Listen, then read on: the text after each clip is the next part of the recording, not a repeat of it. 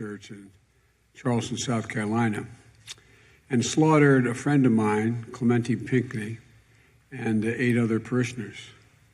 It was a hate unbridled, and it was poisonous, a poisonous expression of white supremacy that still infects our nation and many of our institutions. And of the dangers we face as a society if we don't root out this corrosive and deadly ideology. You know, when I reflect back on the amazing grace and compassion and forgiveness of the Mother Emanuel community, I see the very best in what we see in America as Americans. But we know that grace alone is not enough. We have to put it to work, that grace. And we're seeing the best of America in that as well. In the weeks of peaceful protest, civil actions taking place in cities and towns of every size in this state and every other state across the country, people are keeping their eyes focused on how dangerous it is, how much danger it is to live a life of a black or a brown-skinned person in this country. And Americans are out there marching, notwithstanding the fact if we're in the middle of a pandemic. That's how critical they think it is. On Monday, Donald Trump said, quote, "If we stopped testing right now for COVID-19, we'd have very few cases, if any. If we stopped testing now, we'd have very few cases, if any." It's a statement that's not only absurd, it's absolutely tragic. Yesterday, the head of the White House task force on coronavirus, the vice president, claimed success in the fight because deaths are, quote, down to fewer than 750 a day. 750 fathers and mothers, sisters and brothers, uncles, aunts, husbands, wives, children dying every day. More than 20,000 a month. That's greater than World War II level casualties each month. That's more than 5 9/11s each month. And this administration is engaging in self-congratulations. Maybe good enough for Donald Trump, but it'll never, ever be acceptable if I'm your president. Researchers have shown that tens of thousands of Americans have died needlessly because Donald Trump was slow to respond to the crisis. And then when he did, he bungled the response. For weeks in January and February, but I wasn't alone. I was raising my concerns about how we need to take this virus seriously, all while Trump was ignoring the reporting from his own intelligence community in his daily briefings and the warnings of his closest advisors, all the while praising the Chinese government for being transparent in handling this virus instead of demanding access for the CDC that Beijing was refusing to give in Wuhan. The American people have sacrificed so much to fight this virus. We've lost lives. We've lost businesses. We've lost paychecks. And now, thanks to Donald Trump's bungling, we may lose some of the progress we've begun to make, all because he's lost interest. He's once again ignoring the facts. The public health response is still woefully lacking from this administration. More than 117,000 people have died in the United States of America, with an average daily number of cases still climbing in 21 states. We still don't have what we need when it comes to rapid results testing, contact tracing capacity, widely available personnel, protective equipment for them, or clear nationwide guidance. Instead, President Trump pushes dangerous, disproven drugs. Stands in the way of the CDC issuing guidelines on reopening. They had them, wanted to issue them, and he wouldn't let them. He refuses to wear a mask, failing even those basic tests of leadership. He scaled back meetings of the COVID-19 task force. I guess there's not much to do. In spite of experts saying that testing and tracing is necessary for reopening, he sent his testing czar home. The money provided to the Pentagon for essential medical supplies, only 15% has made it out the door. Donald Trump wants to style himself as a wartime president against this invisible enemy, the coronavirus. Unlike any other wartime leader, he takes no responsibility. He exercises no leadership. Now he's just flat surrendering the fight. Instead of leading the charge to defeat the virus, he just basically waved a white flag and has retreated. He's so eager to get back on his campaign rallies that he'll put people at risk, as everyone's pointed out, in violation of the CDC guidelines that still warn against large gatherings, as long as he's going to allow this to happen. But he's ready to do it as long as, notwithstanding CDC guidance, as long as the people end up sign a waiver promising they'll not hold the campaign liable. Man. Donald Trump's failure to fight the coronavirus with the same energy and focus that he uses to troll his enemies on Twitter has cost us lives and is putting hope for an economic recovery at risk. Jobbers and retail sales were better than expected in May, and that's great news for the country. But now Donald Trump's desire to declare victory and be done with it is only going to imperil the continued progress we have to make. Our economy is still sputtering, with more than 20 million people unemployed and no clear guidance from the federal government for what businesses need to do to reopen safely, efficiently, and generate a strong recovery. No, this isn't a debate about whether to reopen. It's about how we make reopening work for everyone. The employees at the White House, they get daily COVID-19 tests. They know they're safe before they go to work, and they know their coworkers are safe. They have the confidence to resume their lives. But workers across the country aren't asking for daily testing. They're just asking for regular, reliable access to tests. Don't they deserve that?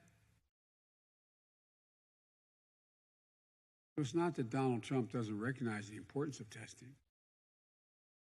They said he's not up to the task or doesn't care. And now he's seemingly decided he doesn't even want to try. But just like he couldn't wish COVID-19 away in March, just like he couldn't tweet it away in April, he can't ignore it away in June. But I have some basic questions for President Donald Trump. What are you going to do to make sure every worker has access to regular testing so they have the same confidence to go into a store or go back to work that White House staffers have?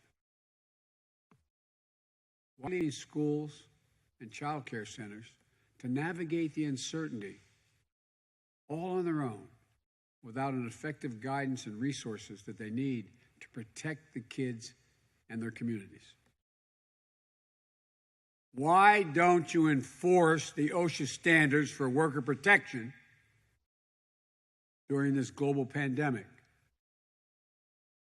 Why is it the mainstream lending program created more than 2 months ago by the Congress to help struggling small businesses only opened for registration to lenders 2 days ago and still hasn't distributed a single penny. Why don't you just close the names, Mr. President, of the businesses who received a total of $500 billion in taxpayers' funding? Why are they being hidden? How many cronies got bailouts? How many donors? How many big businesses didn't need it? What business had to shut down because they were denied funding in April?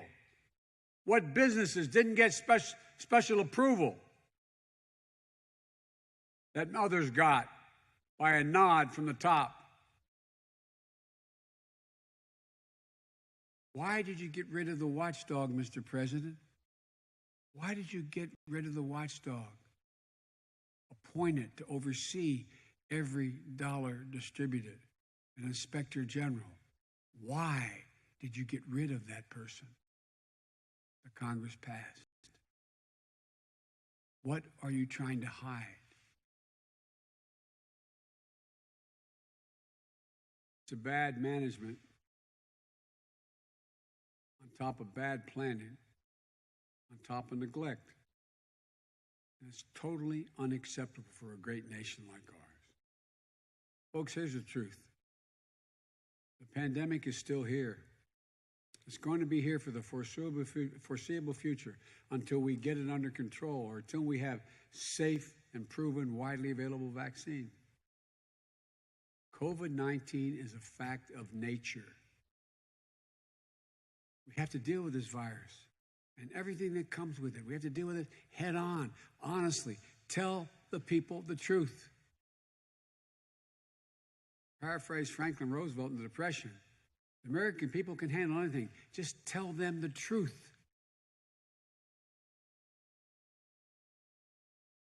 Can't deal with it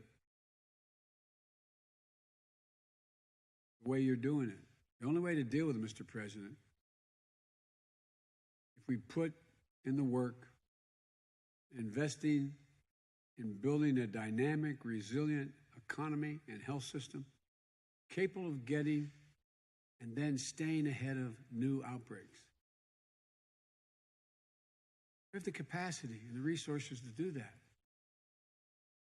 I've laid out baseline steps of what needs to be done, from make it work checklists for successful, accountable recovery that I put out back in early April, to the steps for a strong reopening that I released last week.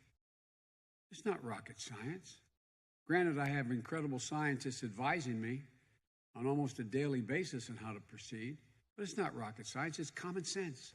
It's straightforward. And that's why this is perhaps the greatest indictment of Donald Trump's complete, compelling lack of leadership. He wasted months and months and months passing the buck, blaming everyone else, refusing to act when he should have been preparing our country for a long-term response and building up our resiliency to respond to future flare-ups. Yet, we still don't have a comprehensive system for collecting COVID-19 case data. These are the basics. He should have been preparing us to weather the valleys and peaks of this virus.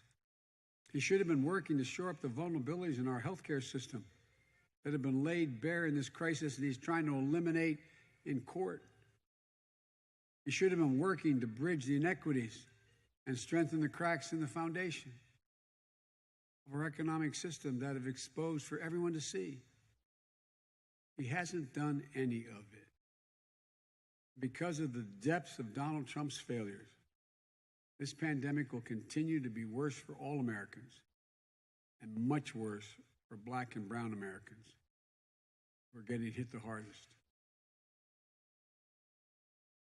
Folks in communities like Darby, Borough, and Yeadon, Donald Trump thinks if he puts his head in the sand, the American people will too.